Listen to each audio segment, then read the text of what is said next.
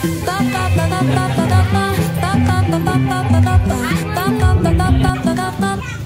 Guys, back to my new blog. আপনারা কেমন আছেন? আশা করি আপনারা খুব ভালো আছেন, আমিও ভালো আছি। মুচিপাড়া এফসাই গেট, এখানে ম্যাক্সিমাম 4-5টা পুজো হয়, মনসা পুজো শ্রাবণ মাসে। তার মধ্যে এই একটা আমার বাড়ির পাশে আজকের বিসর্জন। আমি টোটালটাই তুলে ধরবো, আপনারা সঙ্গে থাকুন, খুবই ভালো লাগবে।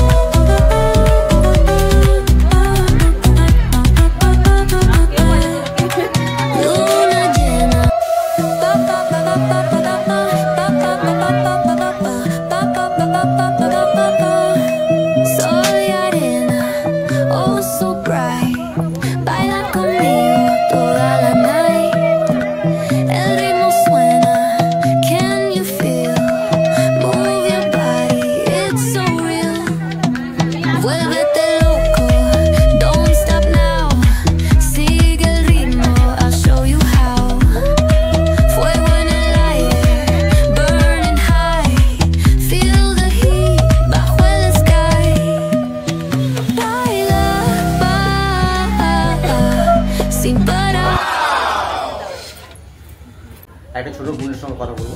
ওর ঘরের মা মনসা পুজো হয়, খুবই ধুম হয়। ও বহুত দিন থেকে পুজো করে, কীভাবে পুজো করে, মাকে কতটা মানে না মানে আপনাদের সঙ্গে ওর সঙ্গে কথা বলবো, আপনারা সঙ্গে থাকুন। হ্যালো বুন্টি, তুমি এই পুজো কতদিন থেকে করছো? তুমি মাকে কতটা মানুষ করছো?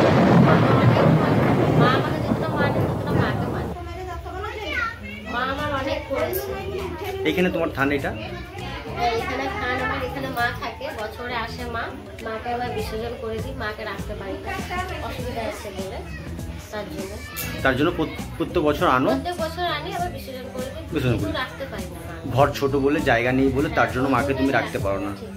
নাহলে তোমার মন ছিল যে মাকে আমি সারা বছর রাখবো, বছরের লাস্টে পুজো বিসর্জন করবো, আবার নতুন মা আসবে, কিন্তু জায়গার জন্য আপনার প্রবলেম। অসুবিধার জন্য পুজোর জন্য মাকে রাখতে পারি।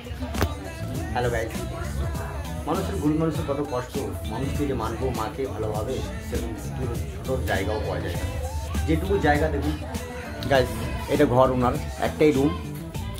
এদিকে একটা রুম আছে, ওর ভাই থাকে, মানে ও দাদা। এই রুমে ও থাকে, ওর স্বামী স্ত্রী। আর এই রুমটাতে দেখুন এই মা আছে, মাকে পুজো করে এই ছোট জায়গাতে। এবারে কি বলুন, কীভাবে কি কষ্ট করে থাকে এরা দু স্বামী স্ত্রী। আর মা মনসার পুজো মানে জানেন আপনারা যে কতটা কীভাবে মানতে হয়, কীভাবে মেনে পুজো করতে হয়। আপনারা দেখলেন একটু আগে, আপনি দেখালাম আজকে বিসর্জন এনাদের, তো দেখলেন কীভাবে বরণ করছে, কীভাবে ভর এলো, কীভাবে দুটো কথা বলছে, আপনারা দেখলেন, সব দেখালাম। মায়ের মহিমা, মা এতই জাগ্রন্ত যে মা কীভাবে যে ওনার কাছে চলে এসছে, কীভাবে মায়ের পুজো হচ্ছে আমরাও সেটা জানি না। হঠাৎ দেখছি পুজো মায়ের, তা কীভাবে পুজো, ওর স্বপ্নতে এসেছিলো, আমি ওর সঙ্গে শুনবো দুটো কথা, কীভাবে ওর মা ওনার কাছে এসছে, স্বামী স্ত্রী দুজনের কাছে মা কীভাবে এসছে, ও মায়ের কিছু পুজো করে কীভাবে, আমি দু কথা শুনবো।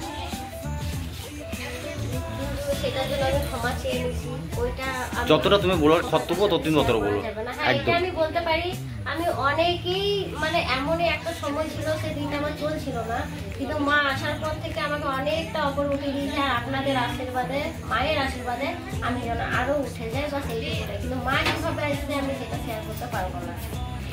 হ্যালো গাইস, আপনারা দেখুন, মানে মনের কথা মনেই রাখা যায়। মনের কথা মন দিতে এভাবে খুলে বলা যায়। দেখলে আমরা কী করি, কোনো বন্ধু বান্ধব বা কোনো কিছু বা কীভাবে মা এলো আমার কাছে, এই স্বপ্ন দিয়েছে আমাকে, আমি আজকে সাপ দেখলাম বা আজকে অন্য কিছু দেখলাম, বড় কত কিছু সবাইকে শেয়ার করে বেড়াই, বলে বেড়াই যে আমি আজকে আমার মা মানুষ আমাকে স্বপ্ন দিয়েছে।